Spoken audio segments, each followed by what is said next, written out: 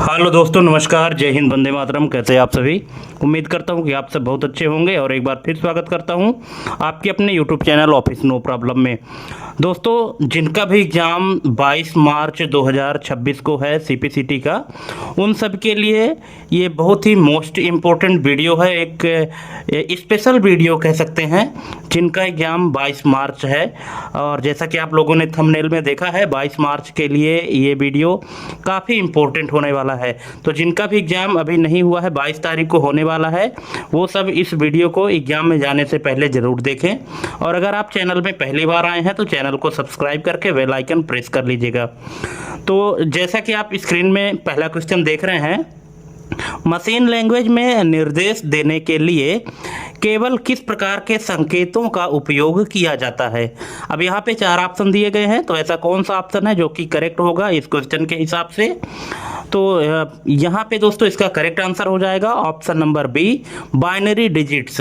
Machine language में जो instruction देने के लिए यूज किया जाता है सिंबल, तो वो बाइनरी डिजिट्स होते हैं, जो कि 0 और 1 होते हैं। तो करेक्ट ऑप्शन यहाँ पे ऑप्शन नंबर बी हो जाएगा। नेक्स्ट क्वेश्चन है, असेंबली लैंग्वेज में ऐड या सब जैसे शब्दों को क्या कहा जाता है? असेंबली लैंग्वेज में जो शब्द यूज होते हैं, ऐड, सब, एवरेज, तो इस तरह के जो शब्द हैं, इनको क्या कहा जाता है? तो इसको कहा जाता है दोस्तों option number C, mnemonics. Option number C इसका करेक्ट आंसर हो जाएगा। इसको निमोनिक्स कोड कहते हैं। नेक्स्ट क्वेश्चन है, हाई लेवल लैंग्वेज का मुख्य लाभ क्या है जिसे मशीन लैंग्वेज में प्राप्त करना कठिन है? तो यहाँ पे इसका करेक्ट आंसर क्या होगा? ऑप्शन है यहाँ पे कि execution speed, hardware control, portability या बाइनरी स्टोरेज। तो इसका करेक्ट आंसर हो जाएगा option number C, portability. Portability इसका करेक्ट ऑप्शन हो जाएगा। ऑप्शन नंबर सी इसका करेक्ट आंसर हो जाएगा। दोस्तों, अगर किसी भी क्वेश्चन में कोई डाउट है तो आप कमेंट करके पूछ लीजिएगा। और अगर आप वीडियो देखना स्टार्ट कर दिए हैं तो कंप्लीट देखिएगा बिना स्किप किए। टोटल 100 एमसीक्यू यहाँ पे दिए गए हैं, और 100 में से कितने आपके सही हुए, कितने गलत हुए, कमेंट करके ज़रूर बताइएगा। और अगर आपका कोई फीडबैक है तो आप फीडबैक भी कमेंट कर सकते हैं, हमें इंतज़ार रहेगा। नेक्स्ट क्वेश्चन है, इंटरप्रेटर प्रोग्राम के एग्जीक्यूशन के दौरान गलतियों को कैसे ढूंढता है? ठीक है, इंटरप्रेटर जो होता है, तो प्रोग्राम का जब एग्जीक्यूशन होता है, निष्पादन होता है, तो उस दौरान जो एरर होते हैं तो उनको कैसे ढूंढा जाता है? Line by line, block by block, whole program या मॉड्यूल वाइज? तो दोस्तों इसका करेक्ट आंसर हो जाएगा option number A, line by line. Interpreter क्या करता है कि प्रोग्राम को लाइन बाय लाइन चेक करता है, और कंपाइलर क्या करता है, पूरे प्रोग्राम को एक साथ में कंपाइल कर देता है। नेक्स्ट क्वेश्चन है, कंपाइलर द्वारा सोर्स कोड को बदलने के बाद जो फाइल बनती है उसे क्या कहते हैं? तो उसे कहते हैं दोस्तों object code. Option number B इसका करेक्ट आंसर हो जाएगा। नेक्स्ट है, प्रिंटर ड्राइवर किस प्रकार के सॉफ्टवेयर की श्रेणी में आता है? जो प्रिंटर का ड्राइवर होता है तो किस प्रकार के सॉफ्टवेयर की कैटेगरी में आता है? Application software, firmware, utility software या सिस्टम सॉफ्टवेयर? तो ये है दोस्तों system software. Option number D इसका करेक्ट आंसर हो जाएगा। नेक्स्ट क्वेश्चन है, डेटा बैकअप की वह तकनीक जिसमें केवल पिछली बार के बदलावों को सेव किया जाता है क्या कहलाती है?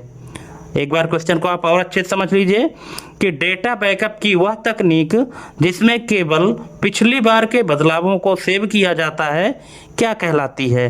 Full backup, differential backup, incremental backup या मिरर बैकअप? तो दोस्तों इसको कहा जाता है incremental backup. Option number C इसका करेक्ट आंसर हो जाएगा।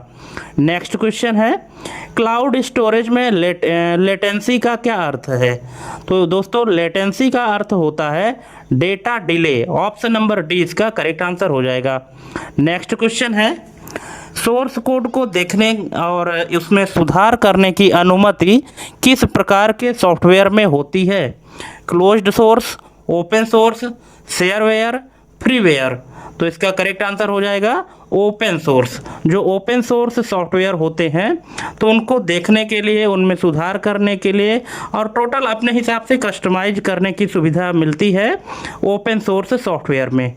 नेक्स्ट क्वेश्चन है, डिबगिंग की प्रक्रिया में लॉजिक एरर को ढूंढना सिंटैक्स एरर की तुलना में कठिन क्यों होता है? तो इसका जो रीज़न है, क्योंकि लॉजिकल एरर अलग है और सिंटैक्स एरर अलग है, तो लॉजिक एरर को ढूंढना थोड़ा सा मुश्किल होता है। तो इसका रीज़न क्या है? तो इसका करेक्ट आंसर हो जाएगा ऑप्शन नंबर सी, कि जब आउटपुट गलत होता है। ठीक है, होता क्या है कि जब हम कंपाइल करते हैं और सिंटैक्स टाइम पे अगर कोई एरर है सिंटैक्स लिखने में, जैसे अगर आपने नाम गलत लिख दिया है, स्पेलिंग मिसमैच है, उस दौरान सिंटैक्स एरर आता है। लेकिन अगर सिंटैक्स सही है, लॉजिकल एरर है, तो लॉजिकल एरर वैसे पता नहीं चलता। जब आउटपुट जनरेट होता है उस समय भी पता चलता है कि आउटपुट अगर गलत आ रहा है इसका मतलब कि लॉजिकल एरर है ना। तो लॉजिकल एरर को ढूंढना थोड़ा सा कठिन हो जाता है। नेक्स्ट क्वेश्चन है, मशीन लैंग्वेज प्रोग्राम को लिखने के लिए प्रोग्रामर को किस चीज़ का गहन ज्ञान होना अनिवार्य है? Algorithm, hardware architecture, English grammar, compiler logic. तो इसका करेक्ट आंसर है hardware architecture. Option number B इसका करेक्ट आंसर हो जाएगा। नेक्स्ट है, असेंबली लैंग्वेज को मशीन कोड में बदलने के लिए किसका उपयोग किया जाता है? Linker, loader, assembler, debugger. तो इसका करेक्ट आंसर है असेंबलर। ऑप्शन नंबर सी इसका करेक्ट आंसर हो जाएगा। नेक्स्ट है, C++ और जावा जैसी हाई लेवल लैंग्वेज में कोड लिखने का सबसे बड़ा फायदा क्या है? Memory management, low latency, abstraction या डायरेक्ट इनपुट आउटपुट एक्सेस। तो इसका करेक्ट आंसर है अब्स्ट्रैक्शन। ऑप्शन नंबर सी इसका करेक्ट आंसर हो जाएगा। अब्स्ट्रैक्शन, इनकैप्सुलेशन, ये कुछ C++ और जावा के फीचर होते हैं दोस्तों। अब इनको और ज़्यादा डिटेल में अगर आपको जानना है तो कमेंट करिएगा। बाकी यहाँ पे इस क्वेश्चन के हिसाब से इसका करेक्ट आंसर अब्स्ट्रैक्शन हो जाएगा। नेक्स्ट क्वेश्चन है, इंटरप्रेटर का उपयोग करने पर प्रोग्राम के निष्पादन की गति पर क्या प्रभाव पड़ता है? जब हम इंटरप्रेटर का यूज करते हैं और उस दौरान जब हम अपने प्रोग्राम को एग्जीक्यूट करते हैं तो इसकी स्पीड में क्या प्रभाव पड़ता है? गति धीमी हो जाती है, गति बढ़ जाती है, कोई प्रभाव नहीं पड़ता, यह प्रोसेसर पर निर्भर करता है। तो इसका करेक्ट आंसर हो जाएगा ऑप्शन नंबर ए, गति धीमी हो जाती है। ठीक है, जब हम इंटरप्रेटर का यूज करते हैं, है ना, क्योंकि हाई लेवल लैंग्वेज में लिखे गए कोड को कंप्यूटर डायरेक्ट तो एग्जीक्यूट नहीं करता है। हाई लेवल में लिखे गए प्रोग्राम को पहले ऑब्जेक्ट कोड में कन्वर्ट करता है और ऑब्जेक्ट कोड को रन करता है इंटरप्रेटर। और इंटरप्रेटर के काम करने की जो स्पीड है वो लाइन बाय लाइन होती है। तो जाहिर सी बात है कि जब लाइन बाय लाइन काम करेगा तो इसके काम करने की जो स्पीड है वो धीमी हो जाएगी। नेक्स्ट क्वेश्चन है, कंपाइलर एक बार में पूरे सोर्स कोड को स्कैन करता है, इस प्रक्रिया को क्या कहते हैं? तो इसको कहते हैं कंपाइलेशन। ऑप्शन नंबर सी इसका करेक्ट आंसर हो जाएगा। नेक्स्ट है, यदि आपका प्रिंटर कंप्यूटर से कनेक्ट है लेकिन प्रिंट नहीं कर रहा है तो सबसे पहले क्या चेक करना चाहिए? ठीक है, क्वेश्चन आप समझ गए। सिचुएशन बेस्ड क्वेश्चन है कि अगर प्रिंटर कंप्यूटर से कनेक्ट है लेकिन प्रिंट नहीं कर रहा है तो सबसे पहले आपको क्या चेक करना चाहिए? ऑप्शन है printer cable, paper tray, printer driver या पावर सप्लाई। तो इसका करेक्ट आंसर है प्रिंटर ड्राइवर। ठीक है, प्रिंटर भले ही कनेक्ट हो लेकिन अगर प्रिंटर का ड्राइवर इंस्टॉल नहीं है तो फिर प्रिंटर प्रिंट नहीं करेगा। इसीलिए जो सबसे पहला स्टेप होता है चेक करने का तो प्रिंटर ड्राइवर चेक करना चाहिए। ऑप्शन नंबर सी इसका करेक्ट आंसर हो जाएगा। नेक्स्ट है, ऑफ साइट बैकअप का मुख्य उद्देश्य क्या है? स्पीड बढ़ाना, स्पेस बचाना, वायरस प्रोटेक्शन, डिजास्टर रिकवरी। तो इसका करेक्ट आंसर है option number D, disaster recovery. Next है, गूगल ड्राइव या ड्रॉप बॉक्स किस प्रकार की सेवा का उदाहरण है? आपने इनका यूज किया भी होगा, गूगल ड्राइव का या कि ड्रॉप बॉक्स का यूज किया होगा, या कि हो सकता है दोनों का यूज आपने किया हो। तो ये जो है तो किस प्रकार की सर्विस है, आस, पास, सास या डास? तो इसका करेक्ट आंसर है सास, ऑप्शन नंबर सी। सास का फुल फॉर्म होता है दोस्तों सॉफ्टवेयर एज अ सर्विस।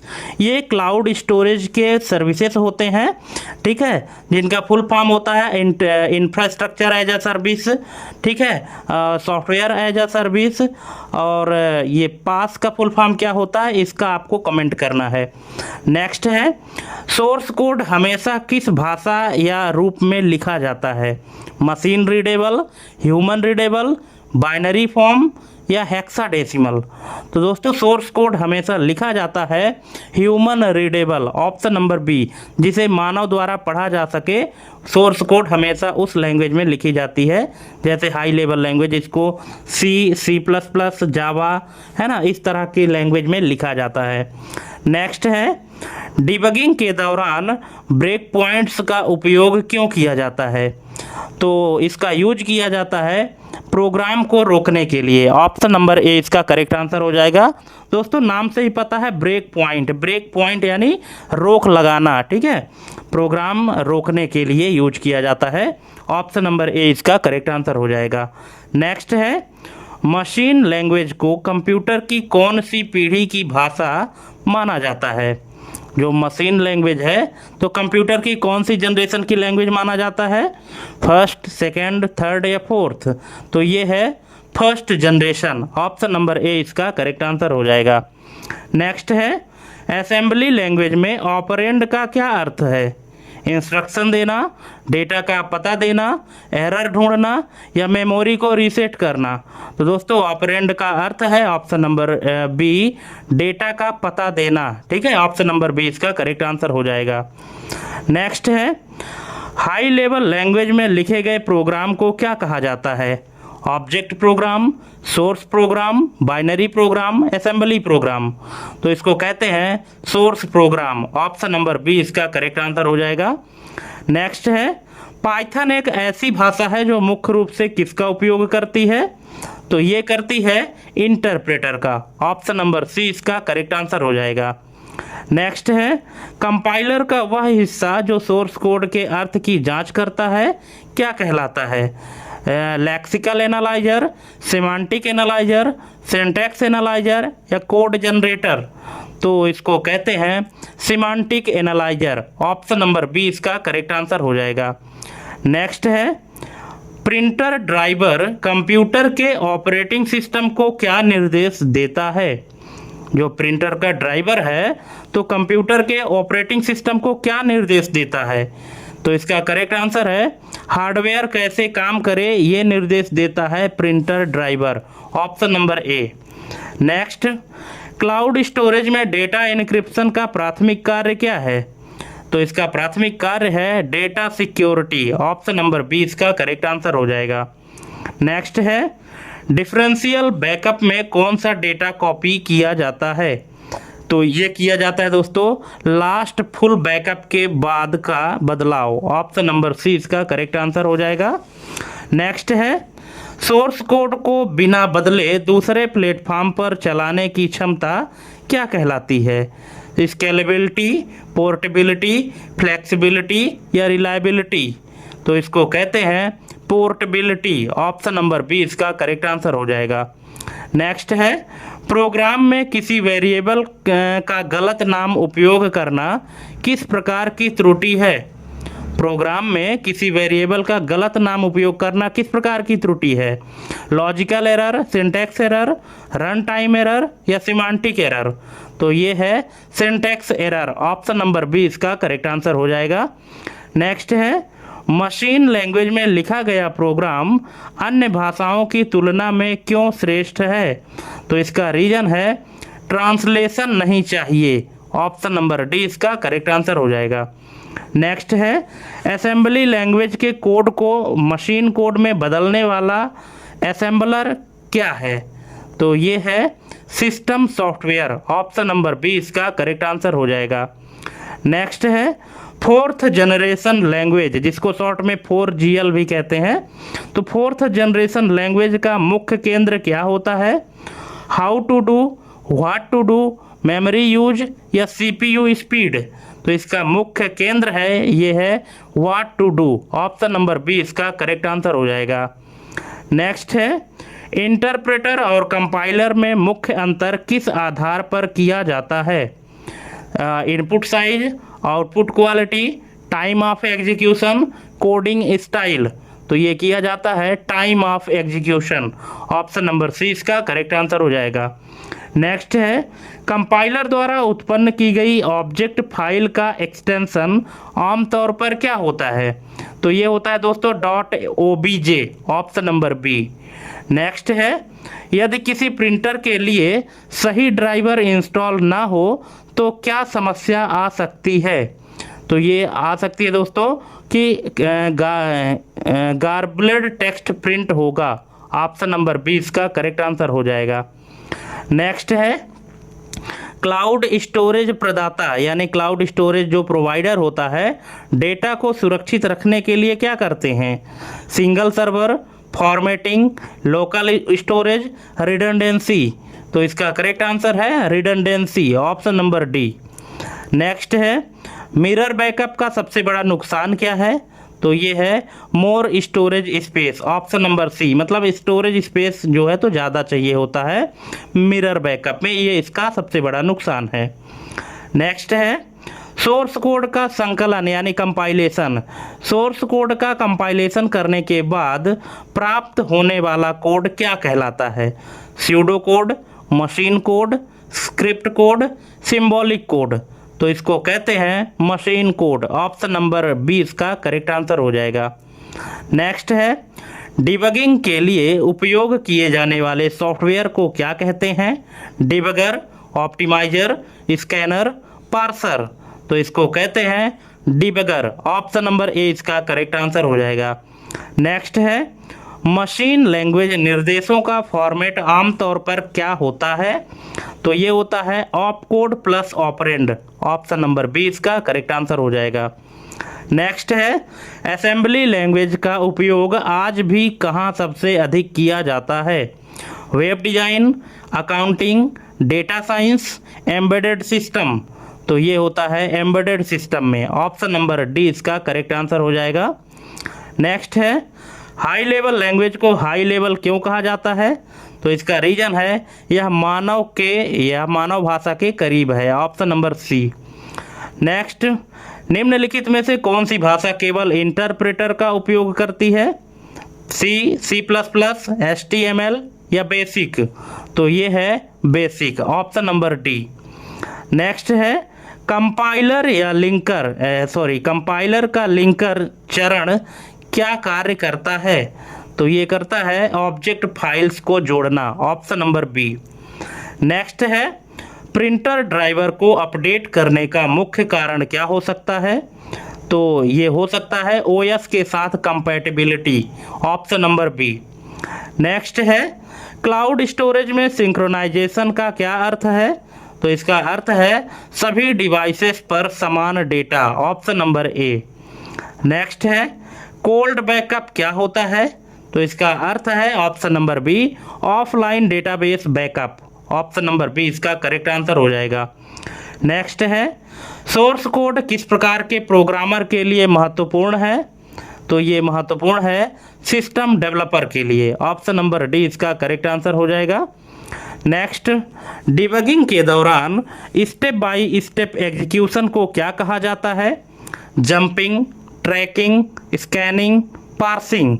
तो इसको कहा जाता है ट्रैकिंग। ऑप्शन नंबर बी इसका करेक्ट आंसर हो जाएगा। नेक्स्ट है, मशीन लैंग्वेज पूरी तरह से किस पर आधारित होती है? तो ये आधारित होती है प्रोसेसर आर्किटेक्चर पर। ऑप्शन नंबर बी इसका करेक्ट आंसर हो जाएगा। नेक्स्ट है, मशीन लैंग्वेज में लेबल्स का उपयोग किसके लिए किया जाता है? तो ये किया जाता है मेमोरी एड्रेस के लिए। Option number C. नेक्स्ट है, हाई लेवल लैंग्वेज में लिखे प्रोग्राम को क्या मशीन सीधे समझ सकती है? तो इसका रीजन है नहीं समझ सकती, ऑप्शन नंबर बी। नेक्स्ट है, इंटरप्रेटर के उपयोग में मेमोरी का उपयोग कंपाइलर की तुलना में कैसा होता है? कम होता है, अधिक होता है, समान या शून्य? तो इसका करेक्ट आंसर हो जाएगा कम, ऑप्शन नंबर ए। ठीक है, इंटरप्रेटर के उपयोग से मेमोरी का उपयोग जो है तो कंपाइलर की तुलना में कम होता है। नेक्स्ट है, कंपाइलर की एग्जीक्यूशन स्पीड इंटरप्रेटर से अधिक क्यों होती है? तो इसका रीजन है ट्रांसलेशन पहले ही हो चुका होता है, ऑप्शन नंबर सी इसका करेक्ट आंसर हो जाएगा। नेक्स्ट है, प्रिंटर ड्राइवर फाइल का सामान्य एक्सटेंशन क्या होता है? तो ये होता है .drv, option number A. Next है, क्लाउड स्टोरेज में एपीआई का क्या महत्व है? तो इसका महत्व है एप्लीकेशन को जोड़ना, ऑप्शन नंबर बी इसका करेक्ट आंसर हो जाएगा। नेक्स्ट है, फुल बैकअप लेने का सबसे उपयुक्त समय कब होता है? तो ये है जब सिस्टम पर लोड कम हो, ऑप्शन नंबर बी इसका करेक्ट आंसर हो जाएगा।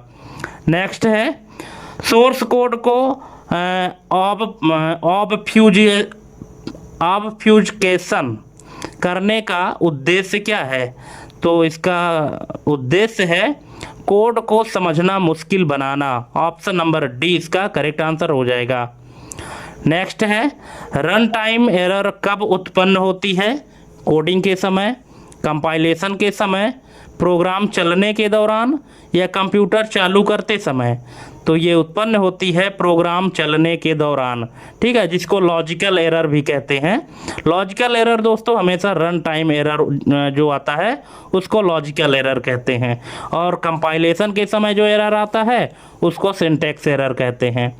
नेक्स्ट है, मशीन लैंग्वेज में 0 और 1 क्रमशः किसे दर्शाते हैं? No and yes, off and on, high and low, true and false? तो ये दर्शाते हैं off and on, option number B इसका करेक्ट आंसर हो जाएगा। नेक्स्ट है, असेंबली लैंग्वेज निर्देशों को मशीन कोड में बदलने की प्रक्रिया क्या कहलाती है? Compilation, interpretation, assembling, linking? तो ये कहलाती है assembling, option number C. Next है, हाई लेवल लैंग्वेज में सिंटैक्स क्या होता है? तो ये है भाषा के व्याकरण के नियम, ऑप्शन नंबर बी। जिस प्रकार से हर एक लैंग्वेज को लिखने के लिए अपना एक नियम होता है, उस नियम को ग्रामर कहा जाता है, उसी तरह से जो हाई लेवल लैंग्वेज होते हैं प्रोग्रामिंग लैंग्वेज, उनको भी लिखने का सिंटैक्स जो होता है उस सिंटैक्स को क्या कहते हैं? उसका जो नियम होता है, ठीक है, उसी का भाषा के व्याकरण के नियम को सिंटैक्स कहा जाता है। नेक्स्ट है, इंटरप्रेटर प्रोग्राम को किस भाग में त्रुटि होने पर रुक जाता है? इंटरप्रेटर प्रोग्राम के किस भाग में त्रुटि होने पर रुक जाता है? तो ये है त्रुटि वाली लाइन में, ऑप्शन नंबर बी। क्योंकि इंटरप्रेटर क्या करता है, लाइन बाय लाइन प्रोग्राम को एग्जीक्यूट करता है, और जिस भी लाइन में एरर मिल जाती है उसी वहीं से प्रोग्राम जो है तो रुक जाता है। ठीक है, नेक्स्ट है, कंपाइलर का ऑप्टिमाइजिंग चरण क्या है? तो ये है कोड को कुशल और तेज बनाना, ऑप्शन नंबर ए। नेक्स्ट है, प्रिंटर ड्राइवर को और किस नाम से जाना जाता है? प्रिंटर ड्राइवर का दूसरा नाम क्या है दोस्तों? क्या आपको पता है इसका करेक्ट आंसर? अगर पता है तो कमेंट करिएगा, और नहीं पता तो देख लीजिए कि प्रिंटर ड्राइवर का जो दूसरा नाम है वो है device driver, option number C. Next है, क्लाउड स्टोरेज में पब्लिक क्लाउड का उदाहरण कौन सा है? Private server, AWS, local disk या रैम? तो इसका करेक्ट आंसर है AWS, ऑप्शन नंबर बी इसका करेक्ट आंसर हो जाएगा।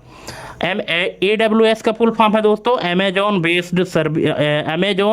Web server, option number B. ठीक है, ये जो क्लाउड स्टोरेज में पब्लिक क्लाउड का उदाहरण है। नेक्स्ट है, क्लाउड बैकअप के लिए इंटरनेट की कौन सी विशेषता सबसे महत्वपूर्ण है? तो ये है bandwidth, option number B. Next है, सोर्स कोड की सुरक्षा के लिए कौन सा कानून लागू होता है? Traffic law, labour law, physics law या कॉपीराइट लॉ? तो ये है copyright law, option number D. Next है डिबगिंग का पहला चरण क्या होता है? तो ये है एरर की पहचान करना, ऑप्शन नंबर बी। नेक्स्ट है मशीन लैंग्वेज का सबसे बड़ा दोष या डिसएडवांटेज क्या होता है? तो ये है एरर प्रोन और कठिन है, ऑप्शन नंबर सी। नेक्स्ट है असेंबली लैंग्वेज में स्यूडो ऑपरेशंस का क्या अर्थ है? तो इसका अर्थ है असेंबलर के लिए निर्देश, option number B. Next high level language के संबंध में मशीन इंडिपेंडेंट का क्या अर्थ है? तो इसका अर्थ है यह किसी भी सीपीयू पर चल सकती है, ऑप्शन नंबर डी। नेक्स्ट है इंटरप्रेटर एक इंटरैक्टिव इन्वायरमेंट क्यों प्रदान करता है? तो इसका रीजन है यह तुरंत परिणाम देता है, ऑप्शन नंबर बी। नेक्स्ट है कंपाइलर के फ्रंट एंड का मुख्य कार्य क्या है? तो इसका मुख्य कार्य है सोर्स कोड का विश्लेषण, ऑप्शन नंबर ए।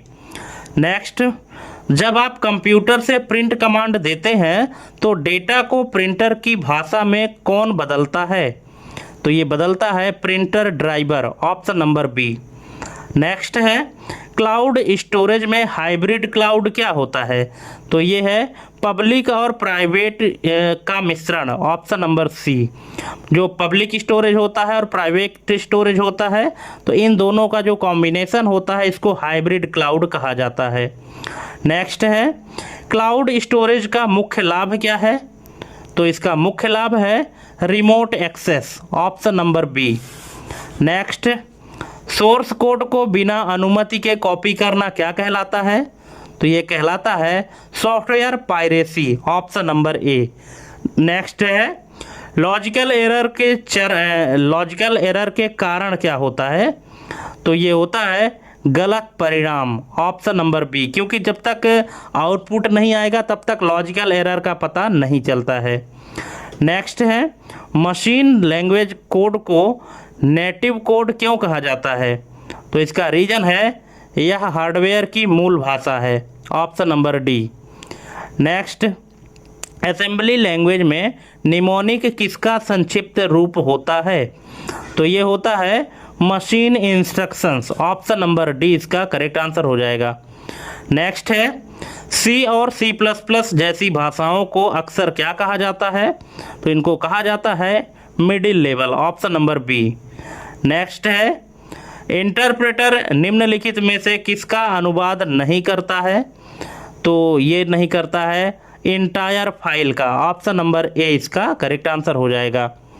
नेक्स्ट है कंपाइलर की कार्यप्रणाली के दौरान सिंबल टेबल का क्या उपयोग है?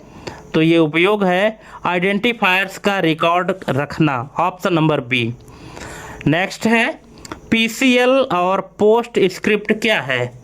तो ये है प्रिंटर ड्राइवर के प्रकार, ऑप्शन नंबर ए। नेक्स्ट है क्लाउड स्टोरेज में वर्जनिंग का क्या अर्थ है? तो इसका अर्थ है फाइल के पुराने वर्जन को रखना, option number B. Next off site data backup के लिए सबसे सुरक्षित माध्यम कौन सा है? तो ये है cloud storage, option number D. Next source code का स्वामित्व यानी ऑनरशिप किसके पास होता है? तो ये होता है डेवलपर या कंपनी के पास, जिसने डेवलप किया है या कि जो कंपनी डेवलप कराई है उसके पास सोर्स कोड का ऑनरशिप होता है, ऑप्शन नंबर बी। नेक्स्ट है डिबगिंग का मुख्य लक्ष्य क्या प्राप्त करना है? तो ये है error free code, option number C. Next है मशीन लैंग्वेज को सीधे प्रोसेस करने वाले हार्डवेयर क्या कहते हैं? तो ये कहते हैं सीपीयू, ऑप्शन नंबर ए इसका करेक्ट आंसर हो जाएगा। नेक्स्ट है असेंबली लैंग्वेज में क्रॉस असेंबलर का क्या कार्य है? तो इसका कार्य है एक मशीन पर दूसरे के लिए कोड बनाना, option number B. Next high level language में लाइब्रेरी फंक्शन का लाभ क्या है? तो इसका लाभ है कोडिंग का समय बचता है, option number D. Next interpreter का उपयोग करके डिबगिंग करना आसान क्यों है? तो इसका रीजन है यह गलती पर तुरंत रुकता है, ऑप्शन नंबर बी। इंटरप्रेटर में क्या होता है कि जब डिबगिंग करते हैं तो जहाँ पे गलती होती है वहीं पे प्रोग्राम रुक जाता है, तो ये फाइंड आउट करने में आसानी होती है कि गलती कहाँ पे हुई है। नेक्स्ट है वन पास कंपाइलर क्या है, तो ये है जो एक बार में सोर्स कोड को पढ़ता है उसे वन पास कंपाइलर कहते हैं, ऑप्शन नंबर ए। नेक्स्ट है प्रिंटर ड्राइवर को स्थापित करने के लिए आमतौर पर किस फाइल का उपयोग होता है, setup.exe, read.txt, image.jpg या song.mp3। तो ये है setup.exe, option number A. Next है क्लाउड स्टोरेज प्रदाता मुख्य रूप से किस तकनीक पर काम करते हैं, तो ये करते हैं वर्चुअलाइजेशन, ऑप्शन नंबर ए इसका करेक्ट आंसर हो जाएगा। नेक्स्ट है रेड तकनीक का उपयोग बैकअप में क्यों किया जाता है, तो इसका रीजन है रिडंडेंसी और रिलायबिलिटी के लिए, ऑप्शन नंबर बी इसका करेक्ट आंसर हो जाएगा। नेक्स्ट है क्या सोर्स कोड को सीधा रन किया जा सकता है, तो नहीं, option number B. Source code को सीधा रन नहीं किया जाता है, इसका रीज़न है क्योंकि सोर्स कोड जो लिखा जाता है वो हाई लेवल लैंग्वेज में लिखा जाता है और कंप्यूटर चूँकि हाई लेवल लैंग्वेज को नहीं समझ सकता है, इसलिए सोर्स कोड को हम डायरेक्ट रन नहीं कर सकते। नेक्स्ट और लास्ट क्वेश्चन है इस वीडियो का कि सिंटैक्स एरर को किसके द्वारा पकड़ा जाता है, यूजर, मॉनिटर, कंपाइलर या इंटरप्रेटर या हार्ड डिस्क, तो इसका करेक्ट आंसर हो जाएगा कंपाइलर या इंटरप्रेटर, ऑप्शन नंबर सी। ठीक है, तो दोस्तों यहाँ पे 100 क्वेश्चन कंप्लीट होते हैं। अब आप लोग हमको कमेंट करके ज़रूर बताइएगा कि आपको हमारे ये सभी क्वेश्चन कैसे लगे, और अगर वीडियो अच्छी लगी हो तो चैनल को सब्सक्राइब करके बेल आइकन प्रेस कर लीजिएगा और अपने दोस्तों के बीच में भी हमारी ये वीडियो शेयर करिएगा। ठीक है, तो थैंक्स फॉर वॉचिंग हमारी ये कंप्लीट वीडियो देखने के लिए, और आज के लिए बस इतना ही। मिलते हैं अपने अगले वीडियो में एक नए टॉपिक और एक नई वीडियो के साथ। तब तक के लिए जय हिंद, वंदे मातरम।